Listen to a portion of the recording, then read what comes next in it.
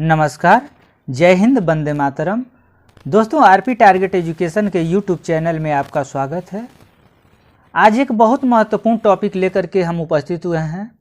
वृद्धि एवं विकास के सिद्धांत, लेसन 2, वृद्धि एवं विकास के सिद्धांत। वृद्धि एवं विकास का अर्थ एवं परिभाषा पिछले वीडियो में हमने बनाए हुए हैं। अगर आप नहीं देखे हैं तो इस वीडियो के डिस्क्रिप्शन में हम लिंक दे रहे हैं, आप उस वीडियो को देख लीजिएगा, लेसन 1। तो आइए हम शुरू करते हैं। वृद्धि एवं विकास के सिद्धांत, principle of growth and development. यानी वृद्धि एवं विकास के कुछ सिद्धांत होते हैं। वो कौन कौन से सिद्धांत हैं, उस सिद्धांत को हम लोग इस वीडियो में समझेंगे। वीडियो को बिना स्किप किए हुए देखिएगा। हम उम्मीद करते हैं कि इस वीडियो को देखने के बाद आपको वृद्धि एवं विकास के सिद्धांत फिर से दोबारा नहीं पढ़ना पड़ेगा। तो आइए ध्यान से इस वीडियो को देखिए। हम लोग शुरू करते हैं वीडियो को। जब बालक विकास की एक अवस्था से दूसरी अवस्था में प्रवेश करता है तो हम उसमें कुछ परिवर्तन देखते हैं। अध्ययनों ने सिद्ध कर दिया है कि ये परिवर्तन निश्चित सिद्धांतों के अनुसार होते हैं। इन्हीं परिवर्तन को वृद्धि एवं विकास का सिद्धांत कहा जाता है। यहाँ आप लोग देखिए, चूंकि विकास की बहुत सारी अवस्था है, जैसे मान लीजिए कि शैशवावस्था, बाल्यावस्था, उसका प्रौढ़ावस्था, ठीक है। तो ये विकास की बहुत सारी अवस्थाएं होती हैं। जब बालक एक अवस्था से दूसरी अवस्था में प्रवेश करता है, जैसे मान लीजिए कि बच्चा शैशवावस्था से प्रौढ़ावस्था में प्रवेश करता है, तो बहुत सारे परिवर्तन देखने को मिलते हैं। क्या होता है? बहुत सारे। जैसे मान लीजिए कि बालक छोटा होता है, जब बड़ा हो जाता है तो उसके अंदर बहुत सारे मानसिक, शारीरिक, बहुत सारे परिवर्तन होते हैं। तो वही परिवर्तन जो होता है, एक अवस्था से दूसरी अवस्था में प्रवेश करता है, और जो हम उसमें कुछ परिवर्तन देखते हैं, वही परिवर्तन निश्चित सिद्धांतों के अनुसार होते हैं। इन्हीं परिवर्तन को वृद्धि एवं विकास का सिद्धांत कहा जाता है। जो परिवर्तन होते हैं, जो परिवर्तन हम देखते हैं, वही वृद्धि एवं विकास के सिद्धांत हैं। तो आइए वृद्धि एवं विकास के सिद्धांत को, बहुत सारे सबका ये सिद्धांत हैं, लगभग 10 सिद्धांत हैं। तो 10 सिद्धांतों को एक एक करके हम लोग समझने का प्रयास करते हैं। तो पहला मेरा सिद्धांत है ये वृद्धि एवं विकास के निरंतर विकास का सिद्धांत। क्या है? निरंतर विकास का सिद्धांत। तो ये निरंतर विकास का सिद्धांत, इसमें क्या है? विकास की प्रक्रिया अविराम चलती रहती है, कभी तीव्र तो कभी मंद। ठीक है। यहाँ देखिए, निरंतर विकास का सिद्धांत, इसको आप लोग समझिएगा, ये समझते जाइए। निरंतर का मतलब क्या होता है? लगातार। ठीक है, लगातार विकास का सिद्धांत, यानी लगातार विकास होता ही रहता है। तो यहाँ पर देखिए, यहाँ पर लिखा भी है, विकास की प्रक्रिया अविराम चलती रहती है, कभी तीव्र तो कभी मंद। जैसे मान लीजिए कि 0 से लेकर के 3 वर्ष तक बालकों में विकास बहुत तेज़ी से होता है, फिर कम हो जाता है, फिर आगे चल करके 3 से 4 साल तक फिर ज़्यादा होता है, तीव्र होता है, फिर मंद हो जाता है।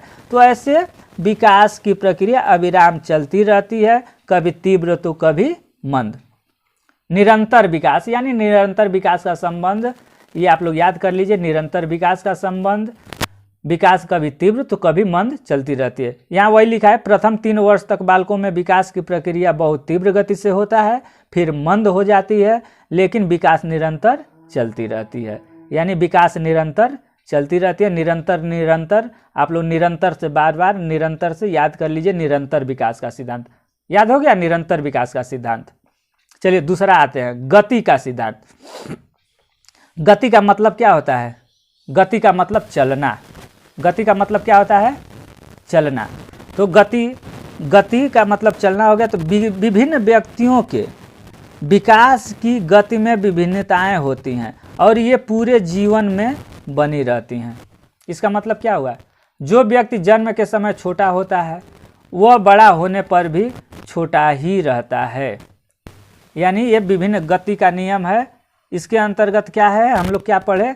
यानी जो बच्चा जन्म के समय, आप लोग देखे होंगे, जो बच्चा जन्म के समय छोटा होता है वो बड़ा होने के बाद भी छोटा रहता है, और जो बच्चा जन्म के समय बड़ा होता है वो जन्म के बाद भी बड़ा होता है, यानी जब बड़ा होता है तो बड़ा ही होता है। तो ये गति का सिद्धांत हुआ। तीसरा हमारा क्या है, क्रम का सिद्धांत। क्या है, क्रम का।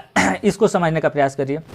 भ्रूण का बनना, 5वें माह में दांत कान आदि का विकास बालक हो जाता है, होने लगता है, हो जाता है ना, सॉरी, होने लगता है। बालक का जन्म लेना, रोना, बबलाना, बोलना, चलना फिरना, फिर पढ़ना आदि, यानी विकास का क्रम होता है। सबसे पहले क्या होता है, सबसे पहले बच्चा क्या करता है, भ्रूण में अपना पलता है, ठीक है, ये भ्रूण बनता है। भ्रूण के बाद 5वें माह में उसमें कुछ वृद्धि होते हैं, कुछ विकास होते हैं, जैसे दांत कान नाक आँख का नींव पड़ जाता है, वहाँ से विकास शुरू हो जाता है।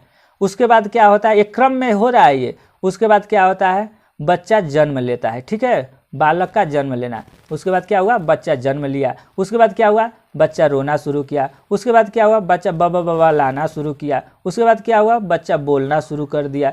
एक चीज़ और बता दे रहा है ना, बच्चा फर्स्ट वर्ड कितने साल में बोलता है, 12 माह में वो फर्स्ट वर्ड बोलता है, जैसे पापा, ठीक है।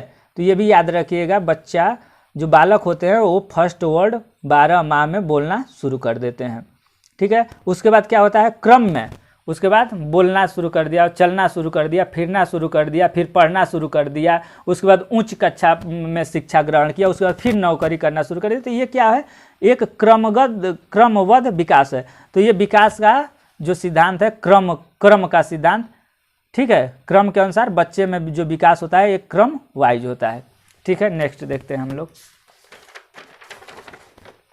नेक्स्ट सॉरी, दिशा, चौथा नंबर पर है दिशा का सिद्धांत, ठीक है। दिशा का सिद्धांत, दिशा का मतलब सिर से पैर की ओर विकास होता है। ये बहुत महत्वपूर्ण टॉपिक है, इसको बहुत ध्यान से आप लोग समझिए। ये लगभग सी-टेट में हर एक साल आता है, 1 या 2 क्वेश्चन इस चैप्टर से जरूर आते हैं, जिसमें ये बहुत महत्वपूर्ण टॉपिक है, दिशा का सिद्धांत। इसमें क्या होता है, सिर से पैर की ओर विकास, यानी विकास का क्रम क्या होता है, यहाँ पर देखिए, सिर से पैर की तरफ विकास होता है। इसका कुछ उपनाम भी है, मस्तकोद्मुखी, यानी इसको दूसरा नाम, हम लोग इसको दूसरे नाम से किस नाम से जानते हैं, मस्तकोद्मुखी। तीसरा नाम है शिरोपुंज विकास। चौथा है केंद्रीय परिधि विकास। यानी इसके कुछ उपनाम हैं। दिशा का सिद्धांत जो है, सिर से पैर की ओर विकास जो होता है, उसका कुछ उपनाम है, उस उपनाम को भी आप लोग ध्यान दीजिएगा। मस्तकोद्मुखी यानी मस्तक से पैर के तरफ विकास होता है। शिरोपुंज विकास, सिर से पैर के तरफ विकास होता है। केंद्रीय परिधि विकास, यानी जो केंद्र होता है, केंद्र से क्या होता है, बाहर के तरफ विकास होता है, ठीक है, केंद्रीय परिधि। जैसे आप लोग इसको आप लोग समझने का प्रयास करिए। जैसे बच्चा जन्म लेता है, बच्चा जब जन्म लेता है तो क्या होता है, आइए, बच्चा ये जन्म लिया, ठीक है, जन्म ले लिया तो उसके बाद क्या करता है, पहले सर को अपने हिलाता है। उसके बाद से क्या करता है, हाथ को हिलाना शुरू करता है। उसके बाद क्या करता है, पैर चलाना करता है, साइकिलिंग करता है, आप लोग देखे होंगे पैर साइकिलिंग करता है। उसके बाद क्या करता है, दौड़ना शुरू करता है। उसके बाद क्या करता है, बोलना शुरू करता है। तो यही एक ये है कि पैर जो विकास है, जो ये विकास हुआ है, जो ये विकास हुआ कहाँ से हुआ, सिर से आया हाथ, हाथ से आया पैर, न कि पैर के तरफ से विकास ऊपर नहीं जा रहा है। क्या आ रहा है, विकास नीचे की तरफ आ रहा है। कि कहाँ से, तो सिर से पैर के तरफ, ओके, सिर से पैर की तरफ, ये चीज याद रखिएगा। अब 5वें नंबर पर आता है एकीकरण का सिद्धांत।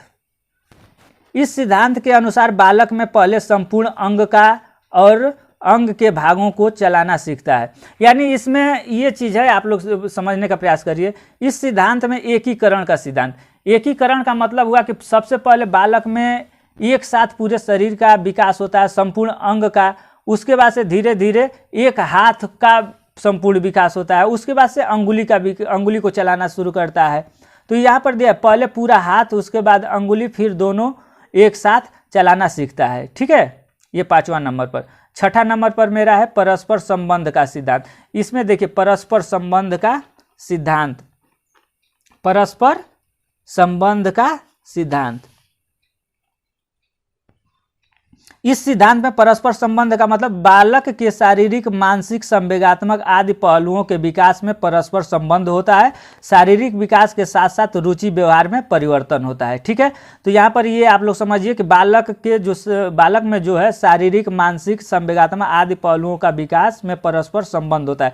बालक का जब शरीर विकास होता है, बालक का जब शारीरिक विकास होता है तो उसके साथ साथ उसके मस्तिष्क का विकास होता है, और शारीरिक मस्तिष्क के साथ साथ जो कार्य करता है उसमें क्या होता है, परस्पर संबंध होता है। नेक्स्ट आ जाता है व्यक्तिक भिन्नताओं का सिद्धांत। ठीक है,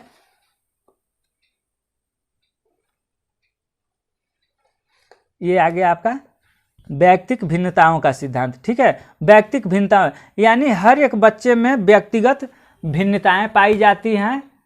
ठीक है, व्यक्तिगत उसमें जैसे मान लीजिए कि कुछ बच्चे सांवले होते हैं, कुछ बच्चे जल्दी सीखते हैं। जैसे एक ही चीज़ अगर दो बच्चे हमारे पास हैं, दोनों बच्चों में ब्रेन डेवलपमेंट एक तरीके से नहीं होता। कोई बच्चा तेज होता है, कोई बच्चा नॉर्मल होता है, कोई तीव्र गति का होता है, कोई मंद बुद्धि का होता है।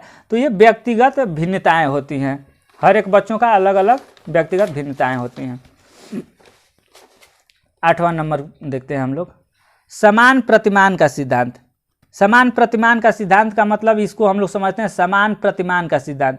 इसमें क्या होता है, पशु हो या मानव सभी अपनी जाति के अनुरूप विकास के प्रतिमान का अनुसरण करती हैं। जैसे मान लीजिए कि इसको हम लोग आसान भाषा में समझने का प्रयास करें। समान प्रतिमान का मतलब ये हुआ कि पशु पशु को जन्म देता है और मानव मानव को जन्म देता है, यानी अपने अनुसार अपने अनुरूप विकास के प्रतिमान का अनुसरण करती है।